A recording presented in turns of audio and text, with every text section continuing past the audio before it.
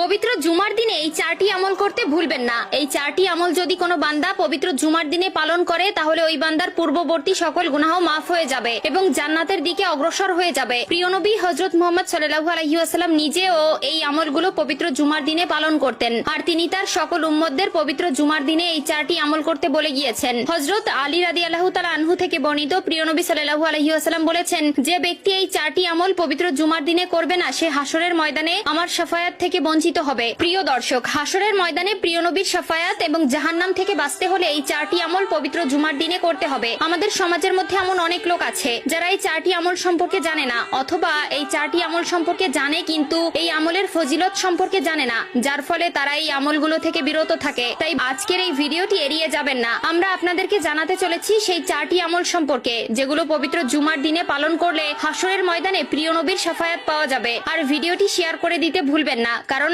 আপনার একটি শেয়ারে আরো অনেকে এই আমলগুলো করার সুযোগ পাবে, আর তারা যদি এই আমল করে সওয়াব অর্জন করে তাহলে সেই সওয়াবের ভাগীদার আপনিও হবেন। তো চলুন শুরু করা যাক আজকের এই ভিডিও। পবিত্র জুমার দিনে ইসলামে একটি বিশেষ মর্যাদাপূর্ণ দিন হিসাবে গণ্য করা হয়। এই দিনের ফজিলত ও গুরুত্ব কোরআন ও সহিহ হাদিস দ্বারা প্রমাণিত। আল্লাহ তাআলা পবিত্র আল কোরআনের মধ্যে বলেছেন, সবচেয়ে উত্তম দিন হলো জুমার দিন। এই দিনে আদম আলাইহিস সালামকে সৃষ্টি করা হয়েছে, এই দিনেই তাকে জান্নাতে প্রবেশ করানো হয়েছে এবং এই দিনেই তাকে জান্নাত থেকে বের করে দেওয়া হয়েছে। প্রিয় দর্শক, জুমার দিনে এই চারটি আমল করলে সেই বান্দা মৃত্যুর পর সরাসরি জান্নাতের দিকে অগ্রসর হয়। এই চারটি আমলের ভেতরে প্রথমেই রয়েছে জুমার দিনে সময় পেলেই প্রিয় নবী হযরত মুহাম্মদ সাল্লাল্লাহু আলাইহি ওয়াসাল্লামের নামে দুরূদ পাঠ করা। হযরত আলী রাদিয়াল্লাহু তাআলা আনহু থেকে বর্ণিত, একদিন এক সাহাবী এসে প্রিয় নবীকে বললেন, হে নবী, মৃত্যুর পর হাসরের ময়দানে আমি আপনার সাথে থাকতে চাই, এখন আমার করণীয় কি? তখন প্রিয় নবী তার উত্তরে বললেন, তুমি দিনের ভিতরে যতটুকু সময় পাবে সেই সময়টুকু আমার নামে দুরূদ পাঠ করবে। প্রিয় দর্শক, আমরা যদি দিনের ভিতরে অবসর সময়ে প্রিয় নবীর নামে দুরূদ পাঠ করি তাহলে হাসরের ময়দানে আমরা কখনোই তার সুপারিশ থেকে বঞ্চিত হব না। 2 নম্বরে যে আমলের কথা বলা হয়েছে তা হলো